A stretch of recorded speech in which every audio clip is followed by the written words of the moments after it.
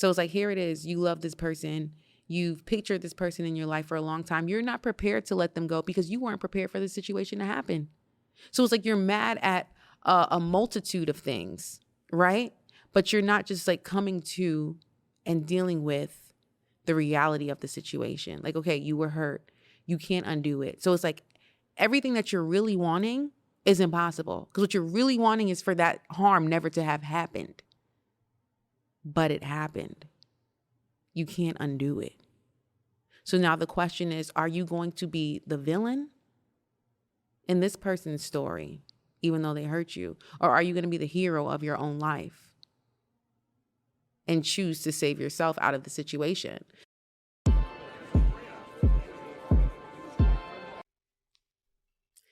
All right, this is so exciting. My first episode of Kayon's Daughter. All right, so this podcast is going to be me documenting my healing journey.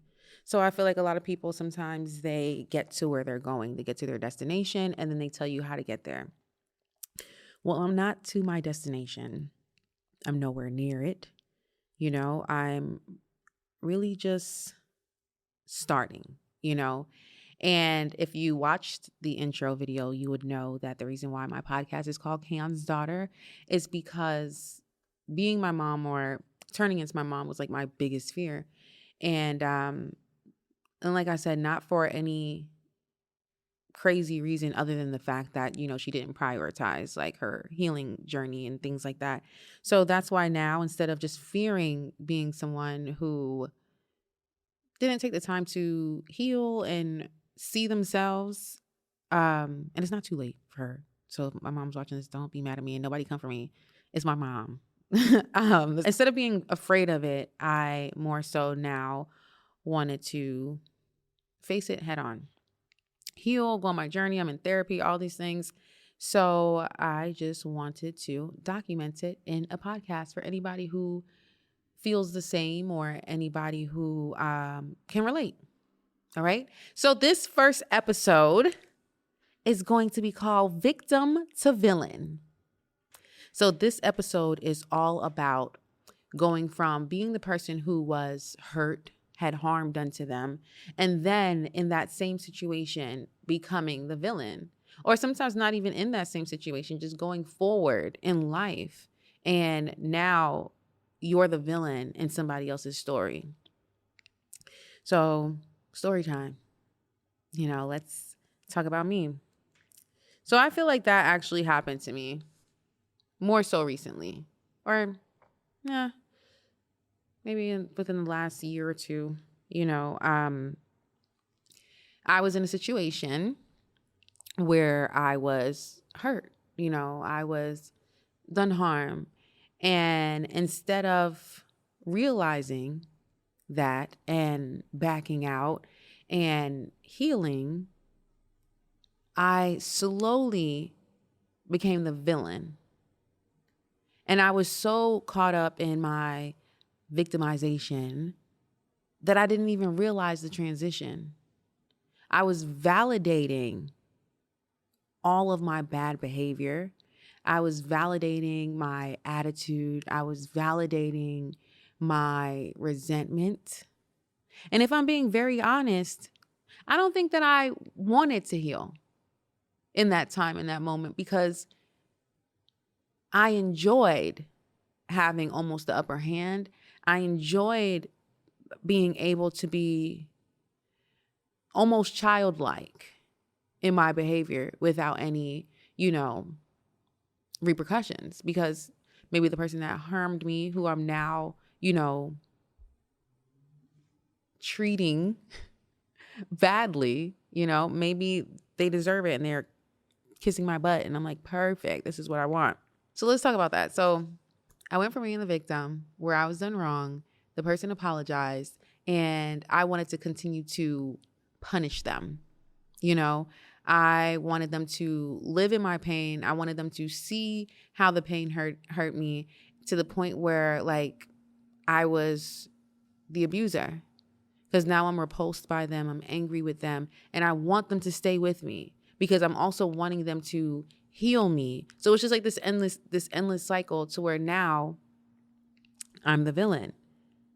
And it's like, you can't really fault someone, right, for you staying with them after, even if you only stay with them to punish them. That's not healthy, and that's not okay. Because now, let's say the person that hurt you, they didn't even try to hurt you on purpose, right? When you become the villain, you are now hurting them purposefully. So you're not even innocent, right? But then also in the same retrospect, you're not even trying to face it. At least that's what I did. So I'm just speaking for myself. And now that I'm in the position now, like a year or two later, where I'm looking back on those behaviors and I'm seeing who I was, right? Now there's a whole lot of sadness to myself, because it's like you realize, one, what you did to someone else. You realize, two, how you now have broken relationships. It doesn't mean that when I was in the position where the harm was happening to me that I should have stayed. And I'm talking about cheating. I didn't say that up front, but the harm that was done to me in the situation that I was in was in a relationship, right? Someone cheated on me. And at the time, I did not decide to leave. Instead, I decided to stay and endure and act as if I was over it, but only wanting to punish the person, right? And all of this was almost like subconscious, because it's like he had a endless amount of proving that he needed to do.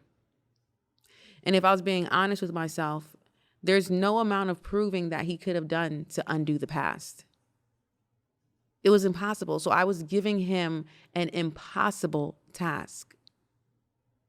But the real task, the real thing that I needed to do was to heal and become a hero. And when you become a hero, that doesn't mean that, okay, now I got to go out and save the world. Like, now I have to go out, tell my story, save every other person. No, it's not about that. You can be the hero just to yourself and save yourself from the situation that you're in. You don't have to sit in it and continue. And even if you love the person, and I think that's where it gets like a little mixed up, right? So it's like, here it is. You love this person. You've pictured this person in your life for a long time. You're not prepared to let them go because you weren't prepared for the situation to happen. So it's like you're mad at a multitude of things, right? But you're not just like coming to and dealing with the reality of the situation. Like, okay, you were hurt. You can't undo it. So it's like everything that you're really wanting is impossible, because what you're really wanting is for that harm never to have happened. But it happened. You can't undo it. So now the question is, are you going to be the villain in this person's story, even though they hurt you? Or are you going to be the hero of your own life and choose to save yourself out of the situation? Because also becoming the villain is not, even if you like hurting the person, let's say you enjoy it. You enjoy hurting them. You enjoy the drama now. Now you're toxic, right? Good job, right? But being the villain is changing your character. You go from being the person that you loved, the person that, you strive to be from your past, or however you built yourself up to be who you are. But then you allow that situation and that harm to change you. And now you're the villain. Now you're malicious. Now you're all these things that you never wanted to be. And so it's like you're adding another layer that you have to heal from. So first, not only do you have to heal from the harm, now you have to heal from who you are allowing yourself to be. It's tough. I get it. And all these realizations for me is mind blowing, because I literally remember the moment, like when I realized, like, whoa, I became the villain. And I was super like justified, and I felt so safe in my choices and the things that I was doing, because I was like, this person needs to worship me. They need to understand how, messed up they were and the things that they did to me. And It's tragic because I feel like a lot of us get stuck in that cycle, even relationships that could be saved, right? Because I'm not one to think like, okay, if someone cheats, you should just up and leave. I mean, you should, right? That's the best way, in my opinion, right? Especially if it's hard for you to handle, right?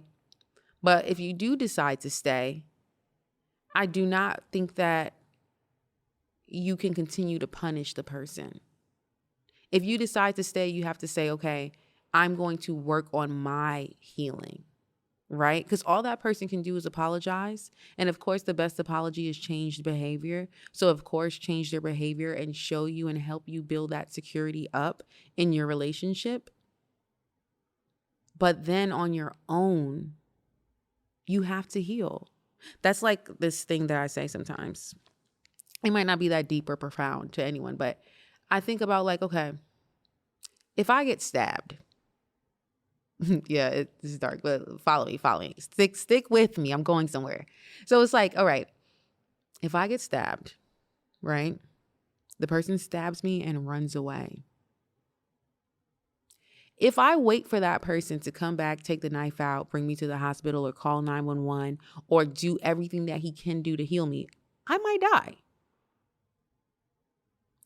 But if I have the ability, I got stabbed, right? I have the ability to pick up my phone, call 911 or get myself to help. That's what I need to do to save my life. So even though somebody else causes you the harm, they're not going to always be there to help you heal. But it's still your job to heal if you want to live. And that's something that I'm learning. Because I feel like I needed the person to help me heal. I needed them to say sorry, even though those things are beautiful if you get it. But you have to get to the point where you realize, like, I do not need that. I have to heal myself if I want to live and live happily. Because a lot of times, like we've all heard it, where it's like, if somebody hurts you, it has nothing to do with you. Don't take it personal. And all those like cliche things that we hear all the time, like there is so much truth to them. They're not just floating around for no reason. Because sometimes, like, yes, people do hurt you because they're, maybe not emotionally mature. They don't understand the full extent of the harm that they're going to cause you when they do what they do.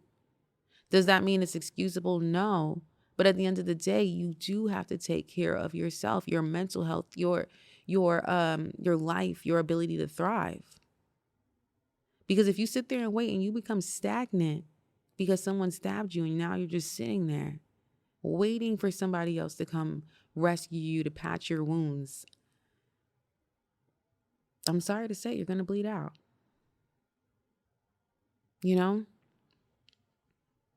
It's your job to heal yourself. And it's your job to choose, who are you going to be? Do you stay the victim, right? Where you keep allowing people to harm you? Or do you find the strength to heal and become the hero of your own story? Or do you become the villain, where now you're causing harm to everyone else? Because sometimes you might not just cause harm to the person that caused you harm. You'll cause harm to anyone around you, right?